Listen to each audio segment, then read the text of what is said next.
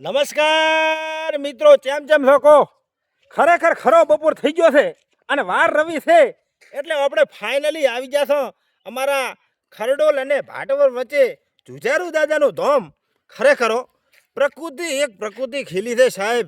અહીં તો ચારે બાજુ પેલી ધોબલાની વાડ કરી નાખી છે અને ફર્સ્ટ ક્લાસમાં મસ્ત ઝાડમાં વાવી નાખ્યો છે. એટલે મૂળ આજ અત્યારે તો નહીં, પણ હજી થોડીક વાર લાગશે મિત્રો.